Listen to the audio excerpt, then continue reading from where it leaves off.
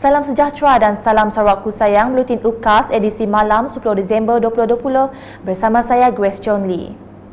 Berita utama, pembinaan bangunan Wisma Melayu Sarawak bakal menjadi salah satu mercutanda Melayu Sarawak di Bandaraya Kuching apabila siap bangunan itu kelak. Pembinaan yang dijangka mengambil masa selama 24 bulan itu merupakan projek amanah khairat Yayasan Budaya Melayu Sarawak AKYBMS yang mewakili seluruh penduduk Melayu Sarawak serta masyarakat Islam lain. Wisma Melayu Sarawak akan dibina di atas tanah seluas kira-kira 6 ekar yang akan dilengkapi dengan Dewan Serbaguna, bilik seminar, ruang terbuka, pejabat pentadbiran, taman landscape, surau dan galeri sejarah dan budaya Melayu. Ketua Menteri Datuk Patinggi Dr. Abang Abdul Rahman Zohari atau Abang Openg semasa berucap dalam majlis pecah tanah tapak pembinaan wisma tersebut di Kuching pada Khamis berkata impian yang pernah diilhamkan oleh Arayahan Perhin Sri Adana Satem itu dulu akan direalisasikan. Bangunan ini akan berdiri tegak melambangkan usaha dan juga pengobatan orang Melayu untuk orang Melayu dalam negeri Sarawak yang aman dan makmur. Dalam pada itu, beliau turut memberitahu Kerajaan Sarawak akan sentiasa berlaku adil kepada setiap lapisan masyarakat sesuai dengan dasar kepimpinan yang telah diamalkan sejak dari dahulu lagi hingga sekarang yang utamakan Sarawak. Sebab itu dasar kerjaan pimpinan kita daripada Allahyarham Tun Rahman, Tun Taib dan saya adalah Sarawak centered, bukan kaum centered. Kerana kita nak adil kepada semua. Orang Melanau pun kita, orang Kedayoh pun orang kita, orang Iban pun orang kita. Maka pimpinan orang Melayu berdasarkan kepada Sarawak sentrik dalam negara Malaysia. Sebab ya kita adil. Dari dulu sampai kini tu kita adil. Bak kata tengah tadi, tiada satu kaum yang boleh memerintah negeri ini. Dan siapa yang diberi kuasa memerintah hendaklah adil kepada mereka yang diperintah mengikut piagam Islam, piagam Madinah.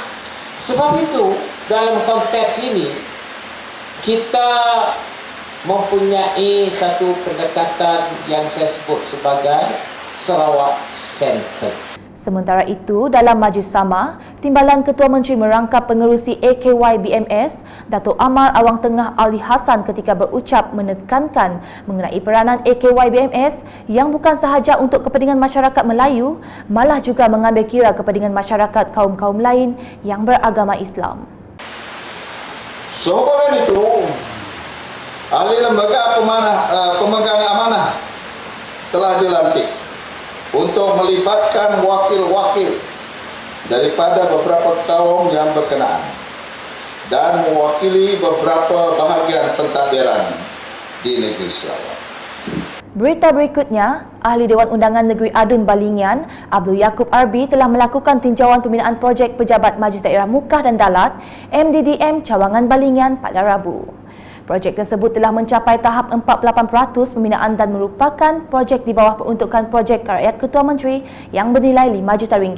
Abdul Yaakob turut meninjau perkembangan projek rancangan memulihkan koridor sungai RMKS Batang Balingian di Kampung Pulat. Projek RMKS Batang Balingian itu kini masih dalam pembinaan dengan 21% telah disiapkan. Ianya juga dilaksanakan di bawah Jabatan Pengairan dan Saliran JPS bahagian Mukah.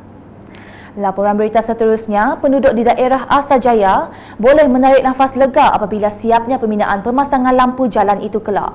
Pemasangan lampu jalan sangat penting terutamanya bagi kampung-kampung di daerah Asajaya kerana keadaan jalan yang sangat gelap terutamanya jalan masuk ke kampung.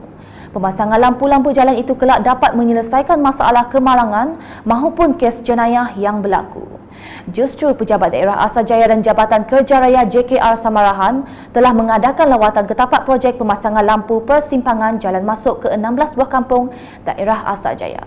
Antara kawasan kampung yang terlibat dalam lawatan tersebut adalah seperti tertera.